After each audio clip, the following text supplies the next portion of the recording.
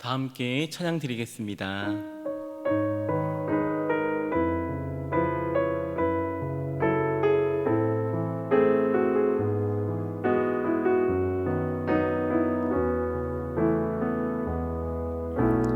이 세상을 살아가는 동안에 나의 힘을 의지할 수 없으니 낙심하지 말 것은 주께서 참 소망이 되심이라. 하나님의 꿈이 나의 비전이 되고 예수님의 성품이 나의 인격이 되고 성령님의 권능이 나의 능력이 되기 원하고 바라고 기도합니다. 주의 길을 걸어가는 동안에 세상에 거두지 할 수 없으니 감사하고 낙심하지 말 것은 주께서 참 기쁨이 되심이라. 하나님의 꿈이 나의 비전이 되고 예수님의 성품이 나의 인격이 되고 성령님의 권능이 나의 능력이 되기 원하고 바라고 기도합니다. 이 시간 기도 제목을 보시면서 다 같이 합심 기도하시겠습니다. 하나님을 주인으로 모시고 섬기는 일을 하자. 우리 인생 주인 되었던 것을 회개하며 주인 삼았던 모든 것들을 내려놓습니다. 하나님을 진짜 주인으로 모시게 하옵소서. 우리 인생이 참 주이신 하나님께 우리의 모든 것을 맡기고 순종하고 우리를 책임져 주시고 보호하여 주옵소서. 하나님 은혜를 베풀어 주시고 이 나라와 이 시대를 지켜주셔서 교회와 다음 세대를 지킬 수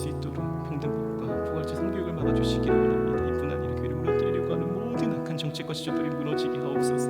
이 어려운 때 우리 교회를 이끌어가신 담임 목사님을 강력하게 붙들어 주시고 코로나 시대를 잘 감당할 수 있도록 성령의 지혜를 주옵소서. 주시됨을 잘 감당하고 사회에 집중할 수 있도록 모든 사단의 공격으로 이 극성을 막아 주옵소서.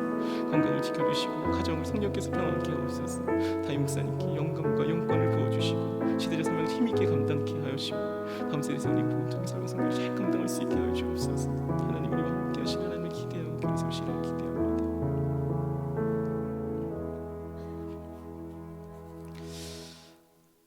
사랑하는 하나님, 하나님을 주인으로 모시고 섬기는 해를 맞아 내가 내 인생의 주인 되었던 것을 회개하며 주인 삼았던 모든 것들을 내려놓고 하나님을 나의 진짜 주인으로 모시고 살아가게 하옵소서. 그리고 내 인생의 참 주인이신 하나님께 모든 것을 맡기고 순종할 때 책임져 주시고 보호하시고 인도하시는 은혜를 누리며 살게 하옵소서. 우리나라와 이 시대를 지키고 교회와 다음 세대를 지킬 수 있도록 평등권과 포괄적 성교육을 막아 주옵소서. 이뿐 아니라 교회를 무너뜨리려고 하는 모든 악한 정책과 시도들이 무너지게 하옵소서. 이 어려운 때 우리 교회를 이끌어 가시는 담임 목사님을 더 강력하게 붙들어 주시고 코로나 시대를 힘있게 감당할 수 있도록 성령의 지혜를 주시고 주신다면 잘 감당하게 하시며 사역에 집중할 수 있도록 모든 사단의 공격을 은혜의 불성곽으로 막아 주옵소서. 특별히 건강을 지켜주시고 가정을 성령께서 평안케 하옵소서. 영광과 강력한 영권을 더하여 주셔서 이 시대적 사명을 힘있게 감당하는 목사님 되게 하시고 다음 세대를 세우는 일과 복음 통일과 열방 선교를 잘 감당할 수 있게 하여 주옵소서. 오늘 이 시간 주 앞에 말씀을 듣습니다. 말씀으로 만나주시고 기도하는 가운데 하나님을 경험하게 하여 주옵소서. 하나님의 임재를 경험하는 이 시간 되기를 기대하오며 예수 그리스도의 이름 받들어 기도하옵나이다. 아멘. 오늘 우리에게 주시는 하나님의 귀한 말씀은 창세기 4장 26절의 말씀입니다. 창세기 4장 26절의 말씀을 다 같이 한 목소리로 읽겠습니다. 셋도 아들을 낳고 그 이름을 에노스라 하였으며 그때의 사람들이 비로소 여호와의 이름을 불렀더라. 아멘. 금속은 저마다 정해진 온도에 녹습니다. 이것은 하나의 법칙처럼 되어 있죠. 어느 정도 온도에서 녹는지에 따라 그래서 그 금속들을 판별합니다. 우리는 이것을 융해점이라고 부릅니다.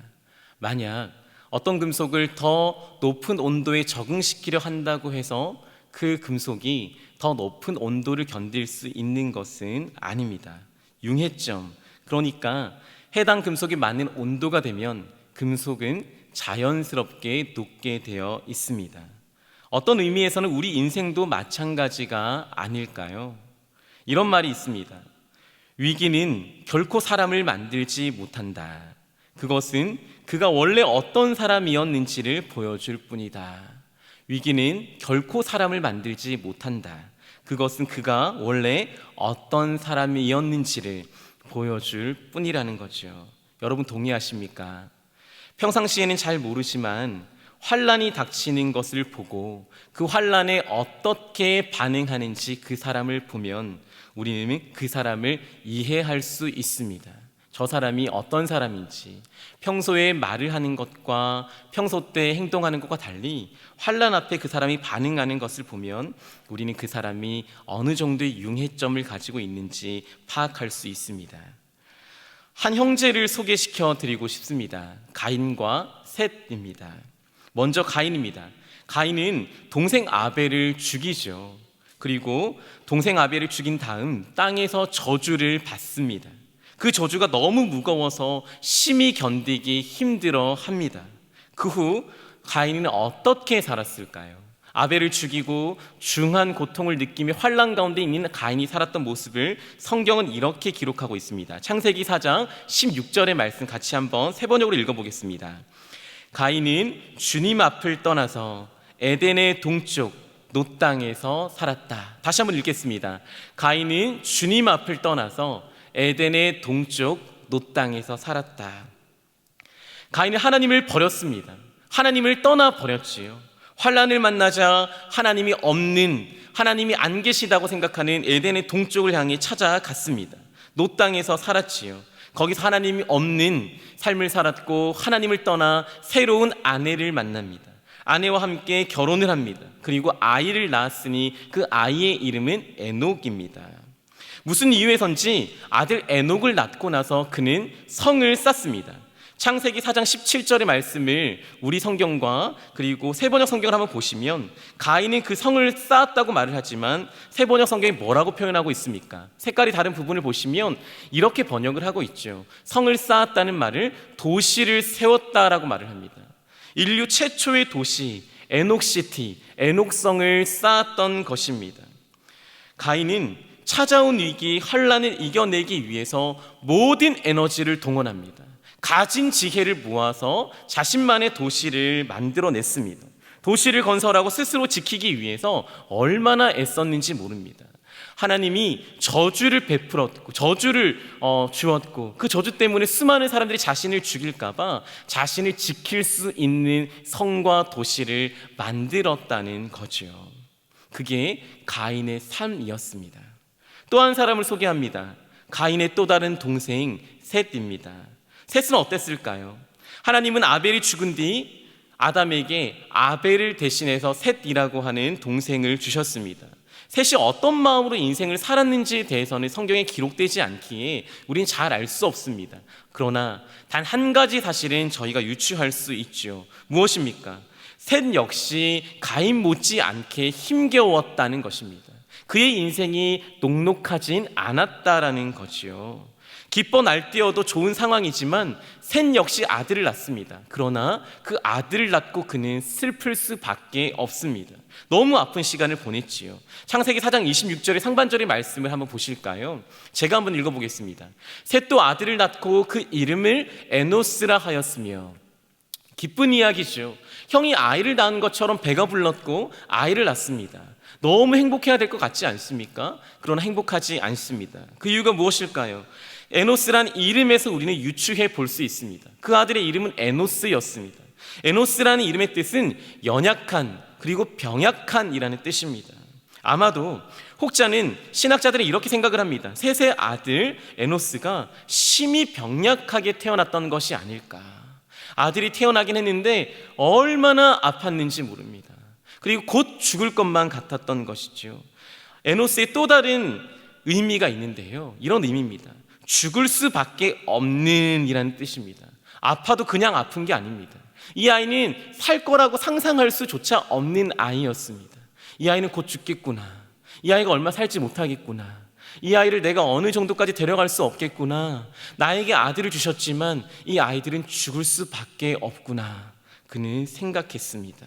아니면 이런 생각은 아니었을까요? 형이 죽은 뒤 아담은 말을 했겠죠. 아빠가 죄를 지었고 그리고 이 죄는 사람을 죽이게 되었어. 너희 형 가인은 네 동생, 내 동생 아벨을 죽이게 되었고 너희 큰아버지 아벨은 그렇게 죽었단다. 인간은 죽을 수밖에 없어. 에노스가 아파서 죽을 수밖에 없었는지 아니면 아벨의 죽음을 들어서 인간이 죽을 수밖에 없는 존재로 깨달았든지 정확히 알 수는 없지만 셋은 늘 이런 생각을 하고 살았습니다. 죽을 수밖에 없구나. 내 아이는 언젠가 죽겠구나. 내 품을 떠나겠구나. 슬프고 힘들었다는 것입니다. 얼마나 무거웠을까요? 죄의 무게가 얼마나 클까요? 죄는 그렇게 쉽고 단순한 것이 아닙니다. 너무나도 무거운 것이라 아들마저 죽게 만들고 인간의 삶을 끝나게 만드는 것입니다. 그 무게가 너무 커서 셋은 힘겹게 살았습니다. 그러나 4장 26절에 뭐라고 말을 하고 있습니까? 그 힘들고 어려울 때 셋은 어떻게 반응했을까요? 우리 26절의 말씀을 같이 한번 읽어보겠습니다. 셋도 아들을 낳아 그 이름을 에노스라 하였으며 그때의 사람들이 비로소 여호와의 이름을 불렀더라. 세번역 성경도 함께 읽겠습니다. 셋도 아들을 낳고 아이의 이름을 에노스라고 하였다. 그때에 비로소 사람들이 주님의 이름을 불러 예배하기 시작하였다. 아멘. 똑같이 힘듭니다. 힘들고 어려운 환난을 만났습니다. 가인이 하나님을 떠났다, 주님을 떠났다고 말을 하고 있지만 셋은 어떤 삶을 살았을까요? 오히려 하나님을 찾습니다. 죽을 수밖에 없는, 얼마 살지 못할 것 같은 내 아이의 인생을 보고 죽을지 모르는 내 아이를 바라보면서 셋은 무엇을 했을까요? 하나님을 불렀다고 말을 하고 있지요. 여호와의 이름, 아버지가 말했던 살아계신 여호와의 이름을 불렀습니다. 세번역 성경은 번역합니다. 주님의 이름을 불러 예배하기 시작하였다. 아버지가 잃어버렸던 예배, 아담이 버려버렸던 예배, 그 예배, 큰아버지 가인이 망쳐버렸던 예배를 그는 다시 회복했다는 사실입니다. 여러분도 수많은 환난을 경험하며 살아가고 계시지요. 개인적인 어려움을 겪으면서 살아가고 계실 거라고 생각합니다. 마치 새처럼 어떤 분들은 자녀가 아플지도 모르시요, 아니면 부모님, 아니면 개인이 지금 아플지도 모릅니다. 어떤 분들은 물질의 고난을 겪고 계실지도 모릅니다. 어떤 분들은 관계의 어려움을 경험하고 있을지 모릅니다. 취직이 되지 않아서 미래가 불투명해서 아플지도 모르겠습니다. 또 어떤 이들은 사람들이 말할 수 없는 고통에 빠져 있을지도 모르겠습니다. 그리고 우리 모두가 겪고 있는 고난이 있죠. 개인적 아픔을 넘어 우리는 세계적인 팬데믹, 코로나19를 경험하고 있지 않습니까? 작은 바이러스를 이겨내지 못해서 온 세계가 마비가 되었고 언제 끝날지 종착지를 발견하지 못하는 가운데 우리는 있습니다. 그래서 코로나 이전과 이후를 분리하면서까지 말을 하지 않습니까? 저마다 숨 막히고 힘겹고 어려운 나날을 살아가고 있습니다. 주 안에서 사랑하는 성도님들, 이런 환난 가운데 우리 성도님들은 어떻게 살고 계십니까? 우리는 어떻게 살아야 할까요? 새처럼 여호와의 이름을 부르시고 예배하시는 성도님들 되시기를 주님의 이름으로 축복합니다. 시편 기자는 이렇게 고백합니다. 다 같이 한번 시편 50편 15절의 말씀을 마지막으로 함께 읽겠습니다. 환난 날에 나를 부르라. 내가 너를 건지리니 내가 나를 영화롭게 하리로다. 한 번 더 읽겠습니다. 환난 날에 나를 부르라. 내가 너를 건지리니 내가 나를 영화롭게 하리로다. 하나님은 우리에게 말씀하십니다. 환난 날에 나를 부르면 내가 너희를 건지겠다. 환난 날에 나를 부르고 예배하는 그 자를 내가 그 사람을 영화롭게 만들어 주겠다. 나는 그 사람을 통해 영광을 받겠다고 말씀을 하고 있습니다. 어떤 이는 환난 날에 하나님을 떠나버리지만 어떤 이들은 환난 날을 새로운 새 시대의 부흥의 시대로 만들어 버립니다. 여러분은 셋과 같이 후자가 되시기를 바랍니다. 아픈 가운데 여호와를 부르고 예배드렸던 셋을 하나님은 어떻게 하셨습니까? 내버려 두지 않습니다. 그 아픔은 인류 최초의 부흥이라는 이름으로 치환되었지요. 그리고 아들 에노스는 905년을 살고 죽습니다. 에노스는 또 다른 복을 받지요. 노아의 조상이 됩니다. 아브라함의 조상, 다윗의 조상, 예수 그리스도의 조상이 됩니다. 그리고 우리 모두의 조상, 노아의 후손이 우리 모두이니까요, 우리 모두의 조상이 됩니다. 환난 날에 가인처럼 줄을 버리고 자기 힘만 의지하지 말고 여호와를 부르고 여호와를 찾고 예배하면 하나님은 그 놀라운 기적을 그의 앞에 나타나게 하실 것입니다. 그 놀라운 부흥의 기적, 하나님의 놀라운 인생의 기적이 바로 우리 성도님들의 삶 속에 그 힘겨운 가운데 여호와를 부를 때 나타나기를 주님의 이름으로 축복합니다. 이 시간 기도문을 함께 읽고 함께 기도하는 시간을 갖겠습니다. 앞에 있는 기도문을 함께 읽겠습니다. 우리의 기도를 들으시는 하나님, 고난과 환난을 만날 때 가인처럼 주를 떠나지 않게 하옵소서. 새처럼 하나님을 찾게 하옵소서. 이 시간 하나님을 부릅니다. 하나님께 예배합니다. 하나님을 부르고 예배할 때 우리를 건져 주옵소서. 우리를 영화롭게 하옵소서. 다 같이 우리 들은 말씀을 가지고 기도문을 가지고 함께 기도하시도록 하겠습니다. 기도하시겠습니다. 하나님 아버지 감사합니다. 우리는 저마다 아픕니다. 우리는 저마다 자신만의 환난 가운데 고난 앞에 있습니다. 가인도 힘들었고 셋도 힘들었지만 우리는 가인의 인생을 본받지 않기를 원합니다. 주를 떠나버리면 내 지혜를 모아서 나의 인생, 나의 도시를 세우지 않기를 원합니다. 하나님 아버지, 새처럼 주님 앞에서 하나님이 원하시는 그 삶들을 살아가기 원합니다. 아버지, 어머니 다윗, 아담과 하와가 버려버렸던 바로 그 예배를 회복하는 자가 되기 원하고 하나님을 부르는 자가 되기를 원합니다. 아들이 아팠고 인생이 아팠고 힘들었지만 그것을 통하여 하나님께 예배드렸을 때 놀라운 기적을, 놀라운 역사를, 하나님의 인생과 인류를 만들어냈음을 믿습니다. 하나님, 그 복을 우리가 받기를 원합니다. 이 팬데믹 시대에 그 가정의 어려움 가운데 우리가 하나님을 찾고 예배할 때에 하나님 우리 가운데 역사하여 주옵소서. 오늘 우리 주님 하나님 말씀하여 주옵소서. 그 하나님을 기대하고 원합니다. 주님 도와주시옵소서. 우리의 기도에 선하게 응답하신 하나님 아버지 감사합니다. 새처럼 우리도 개인의 아픔 가운데, 저마다의 환난 가운데 서 있습니다. 수많은 고난과 환난을 너무나도 자주 만나곤 합니다. 어려움을 만나는 그 시간, 우리는 새처럼 주를 떠나지 않게 하옵소서. 새처럼 아픔을 만난 그 시간을 영적 부흥의 시기로 삼게 하옵소서. 환난 날에 주를 부릅니다. 우리를 건져 주시옵소서. 막힌 곳을 열어 주옵소서. 하늘의 문을 열어 주옵소서. 주를 찾는 모든 자들을 영화롭게 하시는 하나님을 기대합니다. 우리 교회가 이 어려운 팬데믹 환난의 시기에 주님을 찾고 부르는 교회 되게 하여 주옵소서. 바로 그때 새로운 시대 다음 세대를 에노스와 함께 여셨던 것처럼 우리 교회 가운데 하나님의 다음 세대를 열어 주옵소서. 이 여름 정말 여름 사역 가운데 하나님의 여름 사역이 될 수 있도록 도와 주옵소서. 모든 것을 주님께 올려드릴 때에 기적의 세대를 경험하는 우리 모두가 되기를 소망하오며 예수 그리스도의 이름 받들어 기도하옵나이다. 아멘. 계속해서 담임 목사님과 교회, 나라와 민족 선교사님을 위해 기도해 주시기 바랍니다. 그리고 기도회를 마무리해 주시기를 바랍니다.